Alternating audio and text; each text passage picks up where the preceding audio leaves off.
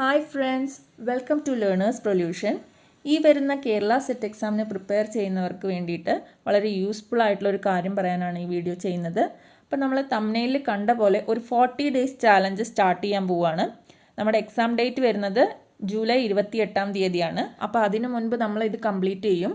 അപ്പം നമ്മൾ ഈ ചാലഞ്ചിൽ ചെയ്യാൻ ഉദ്ദേശിക്കുന്നത് ഡെയിലി PYQ മോക്ക് ടെസ്റ്റ് ആണ്. ജനറൽ പേപ്പർ ബേസ് ചെയ്തിട്ട് previous year questions mock test ആയിട്ട് ചെയ്യാൻ പോവുകയാണ്. അപ്പം നിങ്ങൾക്ക് ഇത് PYQവിൻ്റെ ഒരു ഫൈനൽ റിവിഷൻ ആയിട്ട് യൂസ് ചെയ്യാം. ഇതിൽ ജനറൽ പേപ്പറിൽ വരുന്ന എല്ലാ യൂണിറ്റ്സിൽ നിന്നുള്ള ക്വസ്റ്റ്യൻസ് ഉണ്ടായിരിക്കും.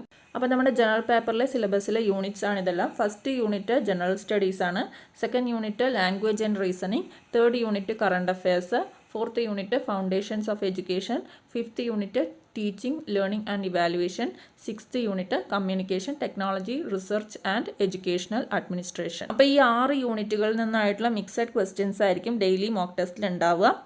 എല്ലാം PYQ ആണ്. കറണ്ട് അഫയേഴ്സ് മാത്രം PYQ അല്ല, പുതിയ ചോദിക്കാൻ സാധ്യതയുള്ള കറണ്ട് അഫയേഴ്സ് ആണ് ഇൻക്ലൂഡ് ചെയ്തിട്ടുള്ളത്. ഡെയിലി 20 മാർക്സിൻ്റെ മോക്ക് ടെസ്റ്റ് ആയിരിക്കും ഉണ്ടായിരിക്കുക.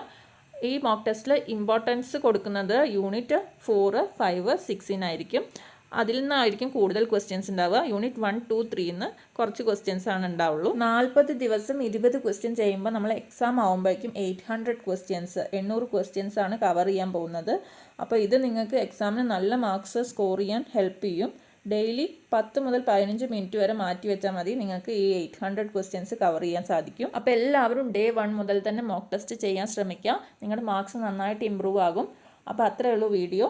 അപ്പോൾ എല്ലാവരും കോൺഫിഡൻ്റ് ആയിട്ട് തന്നെ സെറ്റ് എക്സാമിന് വേണ്ടി പ്രിപ്പയർ ചെയ്യുക, നന്നായിട്ട് റിവൈസ് ചെയ്യുക. അപ്പോൾ നിങ്ങൾക്ക് എന്തായാലും ഈ എക്സാം വിജയിക്കാൻ സാധിക്കും. അപ്പോൾ നമ്മുടെ മോക്ക് ടെസ്റ്റ് വീഡിയോ ആയിട്ട് നമുക്ക് ഉടൻ തന്നെ കാണാം. ഓക്കെ, അതുവരെ ബൈ, താങ്ക് യു.